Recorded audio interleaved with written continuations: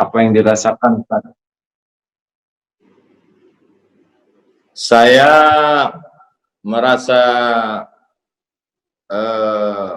merasakan apa yang dirasakan sahabat-sahabat panitia yang lama mempersiapkan, seperti di Banten sampai membuat umbul-umbul untuk menyambut kajian tausiah, tiba-tiba batal. Itu yang saya rasakan, itu yang berat saya rasakan, bagaimana perasaan mereka, kawan-kawan, sahabat-sahabat. Itu yang membuat saya sedih. Mudah-mudahan Allah mengganti kesedihan mereka dengan amal soleh. Niat mereka sudah sampai. Ya, pasti nggak dirugikan, Ustadz, oleh Allah, karena niatnya sampai, ikhtiarnya sampai, ridho kepada takdir juga akan menjadi amal soleh. Ya. Amin. Lalu melihat ini, Ustadz, apa yang terpikir dan berat, Ustadz, nih, wabah yang kian hari kian memberat ini? Bahwa kita mengalami seperti yang dialami. Tadi kebetulan sholat Isya, saya baca ayat A'udzubillahi minasyaitonirrajim. Yamsaskum qarhun faqad massal qauma qarhun misluh wa tilkal ayyamu nudawiluha bainan nas wa liya'lamallahu alladhina amanu wa yattakhidha minkum syuhada wallahu la yuhibbul zalimin. Artinya kalau sesuatu pernah menimpa kamu, maka sesungguhnya pernah juga menimpa orang-orang sebelum kamu. Dan ketika kita baca bagaimana dulu pernah juga terjadi wabah sampai masjid-masjid ditutup di Andalusia, di Spanyol. Artinya wabah itu juga luar biasa. Bagaimana misalnya pada zaman Imam Al-Hafiz Ibnu Hajar Al-Asqalani, mereka membaca Sahih Al-Bukhari beramai-ramai. Setelah baca Sahih Bukhari itu mereka bertawassul kepada Allah. Ya Allah, berkat kemuliaan Imam Al-Bukhari, kitab Sahih Al-Bukhari, angkatlah wabah bencana ini. Artinya di zaman-zaman masa lalu juga pernah terjadi. Dan di zaman kita terjadi. 100 tahun akan datang, cucu kita bercerita, dulu mbahmu, kakekmu, opungmu hidup pada zaman waktu itu ada wabah besar bernama corona, lalu pada tahun itu mereka tidak bisa umroh.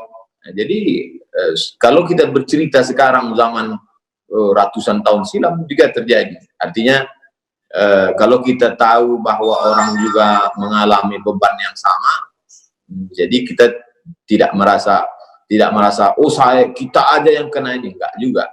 Mungkin lebih kurang begitu, Allah. Masya Allah. Terus dengan adanya kegiatan yang sekarang harus di rumah ini, kegiatan Ustadz apa aja di rumah nih? Kesibukannya? Kalau boleh share, berbagi, kita tidak fokus pada yang sedang kita alami, cobalah untuk memikirkan, mengalihkan fokus ke sesuatu yang lain. Jadi kita tidak, karena kalau kita fokus terus, kita buka Instagram ceritanya corona, kita buka TV ceritanya corona, kita keluar telepon ceritanya corona, coba kita beralih ke yang lain, maka kita mengkaji kitab setiap malam, stasiun-stasiun menuju Allah Subhanahu wa Ta'ala. Bagaimana kita melangkah dari jahat, dari khamar, dari zina, dari riba menuju taubat, dari taubat kita mujahadah, dari mujahadah kita ke uzlah. Jadi saya kira Gim, Kiai Haji Abdullah Gim Nastiar juga malam ini mengajak kita untuk piknik, untuk jalan-jalan. Mungkin kita tetap di rumah, tapi pikiran kita yang diajak berjalan. Alhamdulillah malam ini kita bisa bersilaturahmi. Goyang begitu. Iya, dia ikut piknik juga. Masya Allah. Nah, jadi ini apa? Pagi berjemur, olahraga, gimana kan biasa sibuk jadwal ceramah. Sekarang Ya. jadi sibuk selain ceramah di medsos ini, streaming. Saya kebetulan tahun lalu di bulan yang mirip, mendekati bulan yang sama. Kalau sekarang kita bulan Maret, kalau dulu bulan April kalau nggak salah. Bulan April itu saya sudah lockdown. Jadi saya jadi saya sudah April 2019 itu bagi saya itu sudah apa namanya, itu sudah gladi, sudah gladi lockdown. Sekarang lockdown aslinya gitu. Jadi punya jadwal pagi, siang, malam, olahraga apa gitu hari-harinya supaya bisa ditiru oleh teman-teman lain yang manfaatnya. Seperti biasa, matahari, berjemur, jalan, kemudian menulis, membaca, persiapan untuk streaming malam. Dan waktu itu berjalan, akhirnya sekarang sudah tanggal 20, sampai lupa tanggal 29. Yang video pertama kita share, saya Abdul Somad mulai tanggal 16 Maret tidak mengisi tausiah karena mengikuti instruksi dari pemerintah untuk tidak berada di tempat keramaian, untuk tidak, akhirnya dari tanggal 16 kita tetap jalan, tetap enjoy, tetap tidak stres. Dan sudah setengah bulan ini tanpa terasa ya. Iya, baik. Alhamdulillah. Ustaz, sementara ini kita dengar juga ada beberapa polemik tentang ke masjid, berjamaah di rumah. Ya. Apa tuh Ustaz? Jadi kita diposisikan pada kalimat meninggalkan masjid. Kalimat meninggalkan masjid itu yang melukai hati kita. Padahal sebenarnya kita sedang berpindah dari satu sunnah ke sunnah yang lain. Jangan dikatakan, kenapa kita meninggalkan masjid? Bukan begitu. Kita sedang pindah dari sunnah ketika aman dengan sunnah Rasulullah ketika sedang dalam masa wabah. Dalam masa aman, sunnahnya adalah memakmurkan masjid. Dalam masa kondisi sekarang, sunnahnya adalah kita lebih memilih keselamatan. Maka yang kita lakukan sekarang ini juga adalah sunnah. Kata Nabi SAW, firra minal majzum, firaraka minal asad. Larilah engkau dari orang yang terkena penyakit menular, seperti engkau lari dari singa. Jadi hari ini kita sedang melarikan diri dari orang yang terkontaminasi penyakit seperti larinya dari singa. Ini juga sunnah. Jadi kalimat ini besar pengaruhnya, Kiai Haji Abdullah Gimnastiar. Jadi pemilihan kata itu saya lebih memilih menggunakan bahasa daerah. Di Riau mungkin lebih familiar tuna di rumah. Tuna di rumah, stay at home. Mungkin bahasa Sundanya apa itu? Menetaplah di rumah. Cicing di rumah. Nah, jadi Cicing. Ini jawaban yang indah ya. Kita bergerak dari satu sunnah ke sunnah lain. Ada yang mengucapkan gini, Ustadz, saya sih jangan takut oleh virus.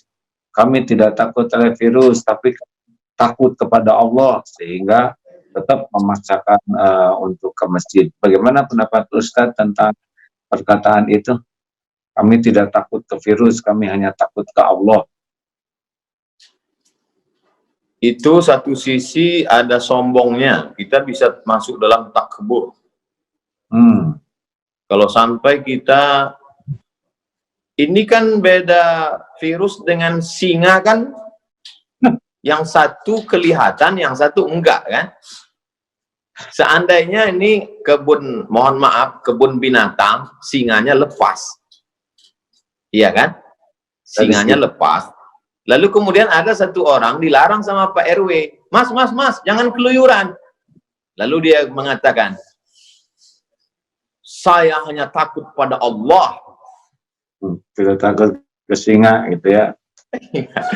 Jadi kita dalam Islam diajarkan, Ahlus Sunnah wal Jamaah mengajarkan kita untuk ikhtiar, ada usaha, bahwa kemudian terjadi, berarti kita beriman kepada rukun iman yang keenam, takdir baik, takdir buruk. Tapi sebelum itu ada usaha ikhtiar, dan usaha itu sunnah. Jadi yang kita lakukan hari ini sunnah. Kami tinggal di Pulau Sumatera, Provinsi Riau, 50 menit dari Kuala Lumpur. Sampai hari ini kita tidak lockdown. Dan pesawat dari Kuala Lumpur masuk 2 kali satu hari, pesawat pagi, pesawat siang. Bagaimana kalau ada penumpang itu yang datang, dia terkontaminasi, lalu dia datang ke masjid, dia menginjakkan kaki, dia bersin batu di tempat wudhu, dia bersalaman. Kecuali misalnya kita sudah lockdown, lalu kemudian tidak ada pesawat satupun yang masuk, semua pintu kota ditutup, yang buka hanya kantor polisi dan tentara untuk pengamanan, dan supermarket, tempat belanja, dan semua sudah dicek, semuanya sehat. Dan di pintu masjid ada detektor, kalau ada satu virus, detektornya bunyi. Nah, itu bisa kita tetap melaksanakan sholat berjamaah dengan sholat Jumat. Ini sekarang kita tidak tahu siapa yang membawa. Saya sendiri tidak yakin bahwa saya steril. Nah, kalau omong-omong tentang lockdown, kan ada yang sekarang jadi makan banyak daun-daunan karena lockdown, daun. Ada yang tidak ngerti. Kalau lockdown. Nah, lockdown ini dalam sejarah Islam pernah nggak tuh ada lockdown ditutup seperti itu, Stan? Jadi kalau kita baca fikih-fikih dulu itu kan, misalnya kita baru boleh sholat qashar itu kan setelah melewati sur al-balad, tembok kota. Jadi memang kalau kita pergi ke Rabat di Maroko hari ini, kebetulan dulu saya waktu sekolah kan ditinggalnya di kota Rabat. Jadi Rabat itu sampai hari ini memang kotanya ada temboknya. Keliling kota itu ada tembok. Tembok itu tetap bisa utuh terjaga karena memang hujannya jarang dan dia terbuat dari batu gunung. Jadi ketika zaman dulu kalau terjadi wabah suatu kota, itu pintu tembok itu ditutup rapat sehingga orang luar tidak masuk dan orang yang di dalam tidak keluar, karena kota itu ada temboknya. Dan kota Al-Madinah Al-Munawwarah dulu juga, kalau kita bisa kita browsing, coba cari gambar Madinah zaman dulu, itu ada temboknya keliling. Kalau terjadi sesuatu, musuh datang dari luar, itu pintu. Makanya ada riwayat tentang Umar bin Khattab menerima kunci dari Bethlehem, dari Palestina, yang kuncinya dipegang oleh pendeta Nasrani. Artinya kota itu ada temboknya, ada pintunya, ada kuncinya. Jadi ketika lockdown, dia tinggal tutup pintu aja. Kalau sulit menggambarkannya, tonton film Troy.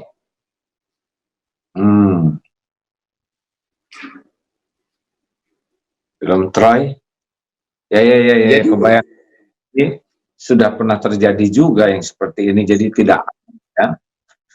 Ustaz, jadi zaman dulu ketika terjadi sesuatu, mereka tinggal lockdown aja, tutup pintu kota, orang luar nggak boleh masuk, orang dalam nggak boleh keluar, selesai. Cuman kita sekarang kan ada kereta api, ada bis, ada akses jalan banyak. Jadi zaman dulu mereka lebih mudah untuk lockdown. Iya. Baik. Alhamdulillah. Selanjutnya nih pertanyaan, enak paling enak bagiannya satu sama ya. Saya waktu di Batam, Ustadz habis-habisan nanya saya nggak bisa berkelit. Sekarang Ustadz harus jawab ya, janji. Terima kasih. Lalu Ustadz, nih, ini kan antara keyakinan, ada Jabariyah, ada Qadariyah, ada Ahlus Sunnah wal Jamaah. Sekarang ini bisa kelihatan nggak yang berpaham Jabariyah, atau mereka semau-maunya saja pindah-pindah keyakinan ini? Yang selama ini mengaku ahlus sunnah, mulutnya berkata ahlus sunnah, justru sekarang bisa kelihatan dia Jabariyah. Artinya tidak ada, ya udah terserah aja lah, mau mati matilah. Kalau ahlus sunnah tidak begitu. Ahlus sunnah, Allah kasih kita ikhtiar, Allah kasih kita al-kasbu, ada usaha. Kalau Qadariyah ekstrim, dia berkata tidak ada takdir. Tapi saya sampai hari ini masih ada ikhtiar usaha. Andai terjadi juga, disitulah kita baru bisa berkata, dari mulut kita berkata, qadarullah, ini sudah takdir Allah SWT. Tapi bahwa hari ini kita mendengar Majelis Ulama mengajarkan kita, Kementerian Agama untuk menggulung karpet, kemudian Majelis Ulama mengajak menutup, bahkan tadi saya baca berita Sekjen MUI mengajak pemerintah untuk lockdown. Itu salah satu dari usaha, salah satu dari ikhtiar, salah satu dari al-kasbu, menunjukkan kita ahlus sunnah wal jamaah, kita berpegang pada sunnah, kita bukan kelompok ahlul bid'ah. Ahlul bid'ah waktu itu kan Jabariyah, Murji'ah, Qadariyah, Syiah, Mu'tazilah, keluar dari ahlus sunnah. Kita berpegang kepada sunnah Rasulullah SAW. Jadi jangan ragu-ragu untuk menyempurnakan ikhtiar. Ihris ala ma yanfa'uk wasta'in billah wala ta'jaz. Itu saja, bersungguh-sungguh manfaat, jazakumullah khairan, minta tolonglah kepada Allah dan janganlah bersikap lemah. Iya. Ya kan gitu Ustaz? Ustaz sudah hafal dalilnya.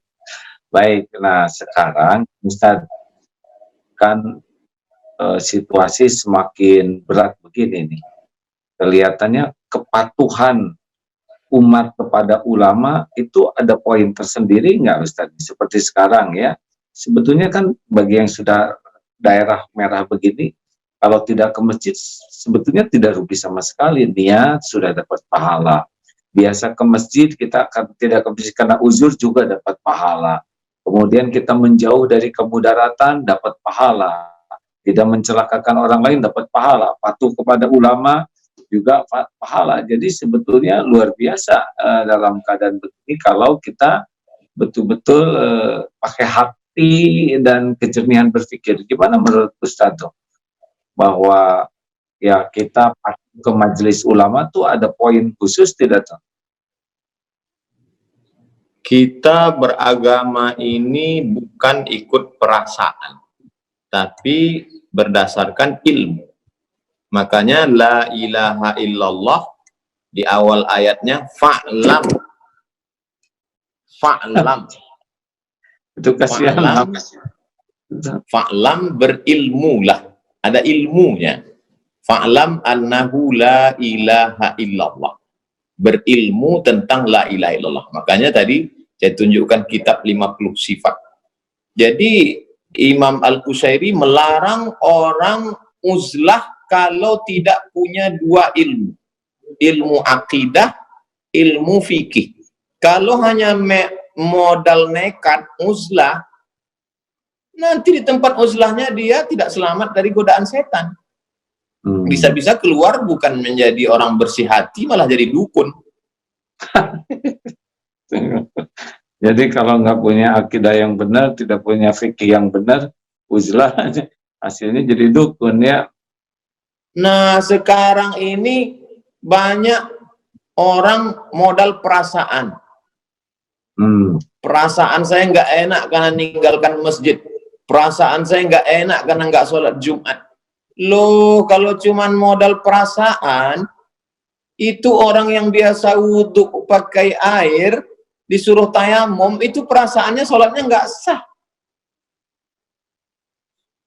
Orang yang terus sholat 4 rakaat zuhur, pertama kali kosor, itu banyak kita alami ketika bawa jamaah umroh. Wah, nggak enak kosor ini, rasa nggak sholat. Ini pakai perasaan. Iya. Jadi harus pakai ilmu, bukan pakai perasaan ya. Baik Ustaz. Jangan marah sama saya Ustaz ya. Kami memang gaya bicaranya begitu di Sumatera, karena banyak gunung, angin kencang. Baik, alhamdulillah. Nah, saudara-saudaraku sekalian, para pendengar ini senang sekali ini dengan Ustadz Abdul Somad bisa dapat banyak ilmu. Nah, Ustadz, kemudian dalam situasi yang berat seperti ini, kemudian ya seperti yang tadi dikatakan, kepatuhan kepada ulama itu di dalam Islam seperti apa nih kalau ulama sudah mengeluarkan fatwa? Sampai sejauh mana kepatuhan itu punya nilai dan tidak patuh itu merupakan keburukan? Ati Allah, ta'ala kepada Allah, wa ati'ur Rasul, ta'ala kepada Rasulullah SAW, wa ulil amri. Dalam tafsir ulil amri itu, di antara ulil amri adalah ulama. Lalu kemudian, dalil yang kedua, Nabi SAW tidak meninggalkan dinar dan dirham. Nabi tidak meninggalkan istana kursi emas. Yang ditinggalkan Nabi adalah al-ulama warasatul anbiya. Ulama pewaris para nabi. Jadi kalau seandainya kita hidup di zaman Nabi, kita ikut Nabi Musa, ikut zaman Nabi, ikut Nabi Isa, ikut zaman Nabi, Khatamul Anbiya, ikut Nabi Muhammad SAW. Sekarang Nabi sudah meninggal. Yang kita ikut siapa? Pewaris para nabi. Siapa? Ulama. Jadi dua saja. Kita ulama berijtihad atau kita orang awam ngikut ulama. Saya bukan ulama, saya orang awam. Saya cuma suka baca buku-buku ulama dan mendekatkan diri pada ulama, maka saya ikuti fatwa ulama, fatwa tuan-tuan guru, fatwa Majelis Ulama Indonesia, karena saya merasa diri saya bukan ulama. Jadi kalau ada di antara masyarakat mengatakan, ini nggak benar nih MUI, berarti dia ulama di atas MUI.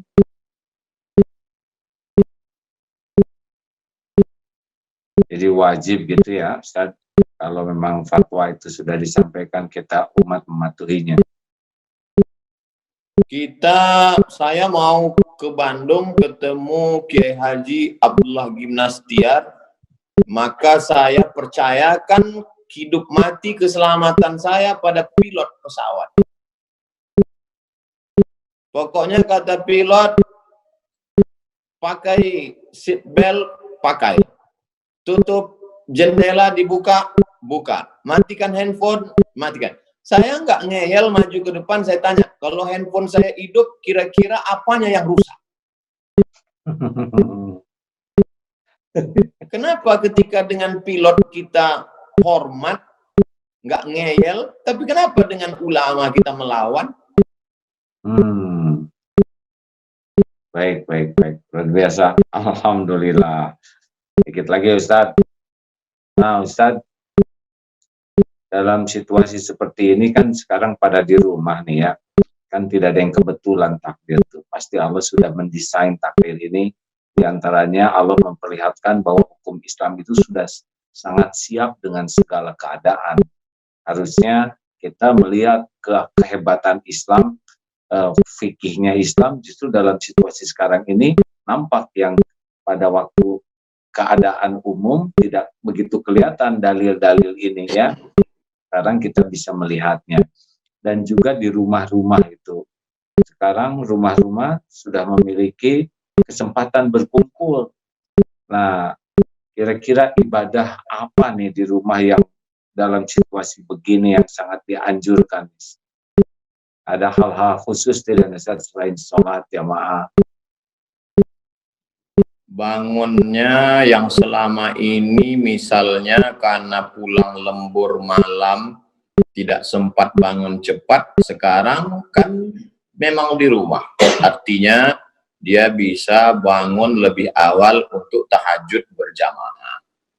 Tahajud berjamaah di rumah di luar Ramadan, yang khawatir terjerumus kepada perbuatan bid'ah, maka tidak bid'ah, sunnah. Karena Rasulullah SAW melaksanakan itu, pernah diikuti oleh Anas bin Malik dari belakang, pernah diikuti oleh Sayyidina Abdullah bin Abbas, yang riwayat Nabi menarik telinganya, dipindahkan dari dari kiri ke kanan, dan Nabi tidak pernah melarang mereka. Nabi tidak mengatakan, sholat sendiri-sendiri aja, sholat berjamaah ini bid'ah, wa kullu bid'atin dhalalah, wa kullu dhalalatin finnar. Itu menunjukkan kita bisa banyak sholat malam. Yang selama ini ragu jadi imam, nah inilah saatnya menjadi imam. Latihan, menjadi imam salat tahajud. Supaya nanti keluar dari corona, banyak imam-imam baru di masjid dan musola kita. Namanya imam pelatihan lockdown. Harusnya kan sekarang zaman seperti ini seperti kepompong, kan? Rumah tuh nanti keluarnya jadi banyak kupu-kupu yang indah keluar tuh. Masya Allah, Masya Allah. Kan? Masuk dalam keadaan kotor, di rumah bersama-sama saling membersihkan. Nanti selesai episode corona ini berubah menjadi kupu-kupu yang indah, indah akhlaknya. Amin, amin, Masya Allah. Sebagai ini nih, sekarang sebentar lagi mudahan Ustadz, kan ini banyak anjuran supaya tidak mudik. Ya.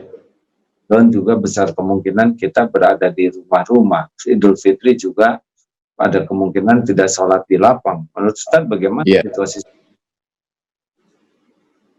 Kalau Ramadan tentang masalah sholat tarawih di rumah, maka Nabi Shallallahu Alaihi Wasallam sholat tarawih malam pertama di masjid, malam kedua di masjid, malam ketiga di masjid, malam keempat jamaah berkumpul dan Nabi tidak ke masjid. Besok paginya kata Nabi, aku tahu kamu tadi malam ramai berkumpul, khasyitu an yufrada alaikum. Aku tidak keluar karena khawatir kamu nanti berat karena tarawih menjadi fardu. Nah, sekarang saatnya kita sholat tarawih di rumah berjamaah. Lalu kemudian dengan sholat witir, tadarus Al-Quran yang selama ini malu belajar Al-Quran, inilah saatnya belajar. Kalau ragu mendatangkan guru, sekarang kita buktinya tadi kita bisa menyimak bacaan surat Ar-Rahman menggunakan program Zoom. Jadi sebenarnya malam ini Gim sedang mengajarkan kita untuk persiapan mengisi hari-hari kita. Kita punya program-program yang luar biasa ke depan, insya Allah. Masya Allah. Kalau Idul Fitri nggak berkesan tentang masalah sholat Id, apakah disyaratkan jumlah? Misalkan kita sudah dapat pastikan beberapa rumah itu dapat dipastikan dia tidak terkontaminasi, belum suspek, belum kena beberapa rumah, maka dia bisa melaksanakan di tanah lapang kecil selama menurut tradisi itu sudah disebut jamaah, maka dia bisa laksanakan berjamaah.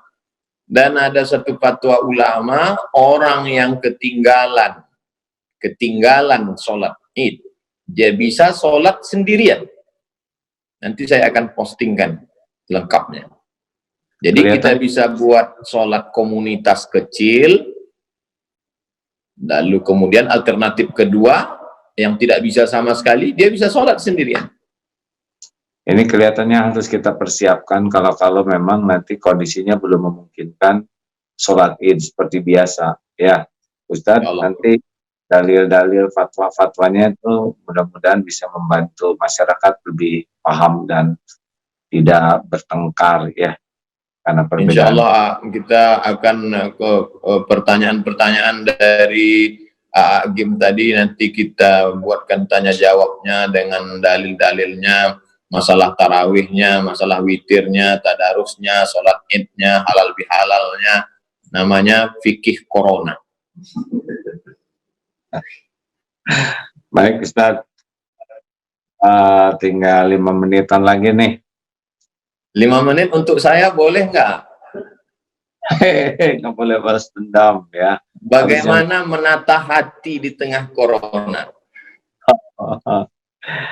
Ya, kan gini rumusnya, mata kepada ciptaan, hati kepada pencipta. telinga mendengar ciptaan, hati ke pencipta. Jadi seharusnya kalau kita dengar nama corona, ya yang kita ingat penciptanya lah. Ya, semakin corona disebut, semakin banyak ingat pencipta. Walaupun kita tidak melihat, tetapi karena ini sekarang makin merebak dan harusnya makin Allahnya makin dominan di hati kita, ya, karena yang menciptakannya Allah, yang ngurus Allah, takdir siapa yang kena, yang menentukan Allah, kan bukan kehendak virus kan hanya ikut saja perintah Allah. Kemudian kalau kita ada yang meninggal, itu sudah pasti dicabut nyawanya oleh malaikat atas perintah Allah, dan kita bisa doakan husnul khotimah. Jadi dengan adanya kejadian ini, memang kita jadi harusnya semakin tenggelam di dalam kekaguman atas kekuasaan Allah, atas ketentuan Allah, kita berlindung ke Allah. Harusnya jadi dengan Allah tuh menjadi sangat memenuhi hati kita, karena sekarang Allah sedang menunjukkan kekuasaannya atas makhluk-makhluknya, betapa hanya dengan makhluk kecil saja dunia ini sudah bisa lumpuh seketika. Allah mengumpulkan orang sekarang di rumah yang susah sekarang ngumpul sendiri, yang kaya-kaya kehilangan uang triliunan sekejap saja bisa hilang sekarang, ya. Yang gagah-gagah perkasa menjadi ketakutan, sekejap juga sekarang ketakutan. Bagaimana pesawat terbang sekarang dihentikan, berhenti. Polusi yang biasanya tiap hari banyak, sekarang polusi jadi berkurang. Kolam jadi bening lagi, langit jadi lebih jernih lagi, sebentar lagi lebih jernih lagi, ya. Karena betapa Allah merubah begitu banyak hal hanya dengan mendatangkan virus. Jadi kalau kita hanya sibuk bercerita tentang sakit, banyak korban, namanya itu memang tidak apa-apa. Tapi harus ada yang lebih besar lagi. Karena yang paling penting dari virus corona ini adalah harap dan takut ke Allahnya menguat. Itu. Betul nggak begitu ya kira-kira? Jazakumullah khairan. Karena kan banyak ini sekarang kan pada perasaan kan, perasaan yang selama ini ketemu orang sibuk, tiba-tiba dalam hal ini lebih masalah menata hati, lagi-lagi manajemen qalbu dan tauhidnya. Ya, jadi yang bencana terbesar dari adanya virus ini adalah tidak berhasil menemukan Allah di balik semua hiruk pikuk ini. Harusnya kita menemukan sekali bagaimana kekuasaan Allah menyeliputi segalanya.